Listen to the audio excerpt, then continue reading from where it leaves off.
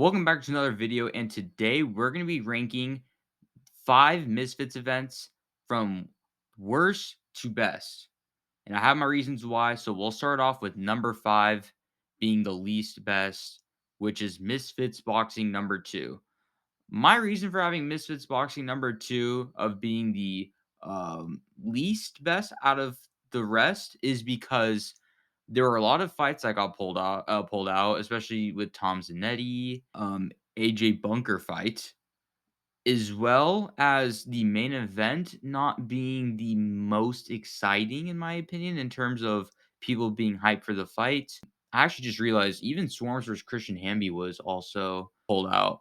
So, like I said, a lot of fights were pulled out. There were only 6 fights in total, and the whole card you can't really do much with 6 fights in itself.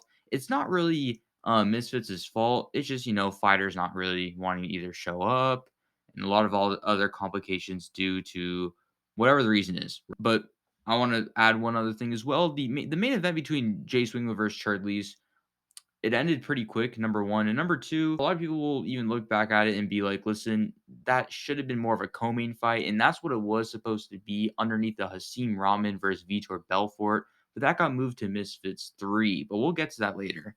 Anyways, at number 4, Misfits number 5. Yes, this is very controversial, but let me explain why, right? Yes, something historic happened in Misfits 5, in which was the tag team fight, which by the way, I love it. It turned out to be very great. And B Dave, he was on my interview. I interviewed B Dave, and guess what? You killed it, by the way. I don't know if you're watching this, but if you are, listen, you killed it, man.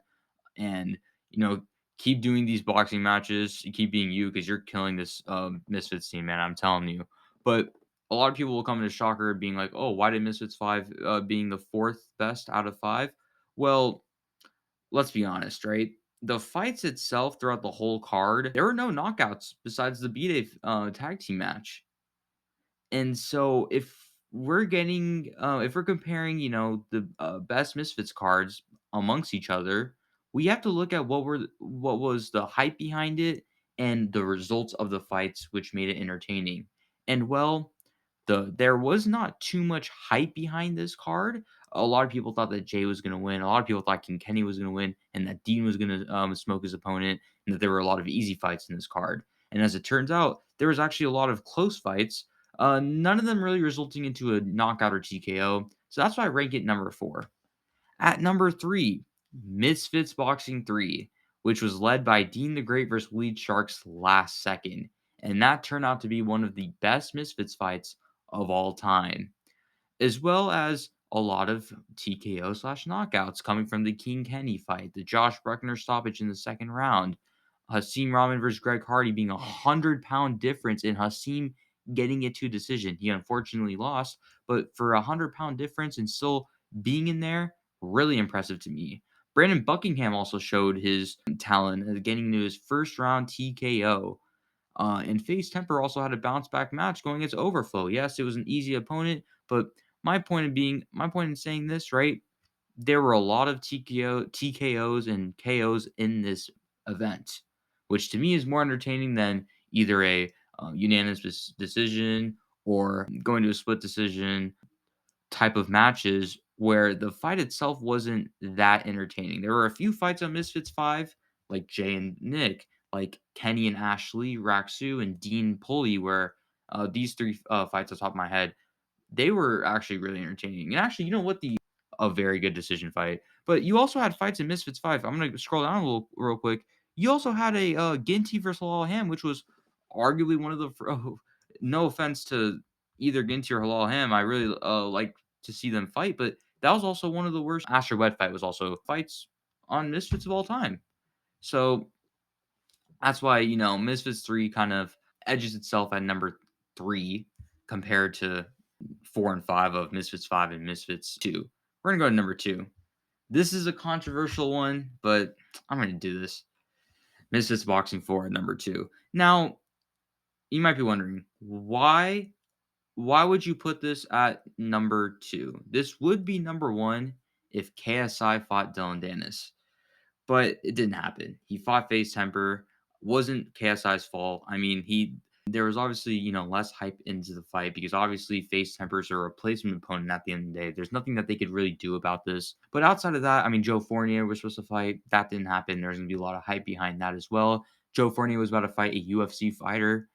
And yeah, so it was two canceled fights. One of them recovered though with a face temper stepping in. But outside of that, there was some really, really stacked fights. And just some on top of my head, Slim and Zanetti. Also, it's gonna go down as a classic in this Misfit scene. Bruckner versus Saul Poppy. Saul Poppy really showed himself out. Pineda as a mystery opponent, very, very special as well. And Swarm's one punch, that's also iconic because now that's also a phrase going around this boxing community at the end of the day. And so there was a lot of monumental moments in this boxing event, but honestly, nothing beats the first event at the end of the day. Misfits Boxing won. There's nothing I'll change about this. I know Alex Wasabi pulled out, but you know what? KSI came back. He did 2 fights in one night. There was Temper versus Slim, and that's when Slim showed himself to the mainstream YouTube boxing scene. Which, by the way, I'm gonna come out with the Slim Alberher boxing documentary. Keep an eye out for that. Hopefully, I can get it out by next week. We'll see though. But yes, I'm gonna release a Slim Alberher documentary. I'm so hyped for that. But anyways, you have that. You also have Saul Poppy getting into the scene, and when he fought Andy Worski, right? As well as, Sensei and Kenny, Deji and Fuzi, Deji's first win. There's just a lot of stuff that was very iconic in Misfits. Dean the Great also, his first fight, he had a lot of hype behind him, and he had his first fight against Evil Hero, and he made a statement. There was a lot of great fights, which we'll look back into this event and be like, wow, you know what? There were so many quality fights from the beginning to the top, and that's what Misfits does at the end of the day. Misfits is very, very successful at having fights from the top to bottom being super, super entertaining, and shout out to Mams for that at the end of the day. But anyways, I'm gonna end the video right here. I'm sorry that I did the rankings like this in a Word document, but I don't know. I can't make a tier list. It wouldn't let me. So this is my best result. Yeah, if you guys like the video, please subscribe, like, and comment. It will really help me out to hopefully one day let me be on Misfits and commentate these fights, right? So, anyways, I'll see you guys on the next video.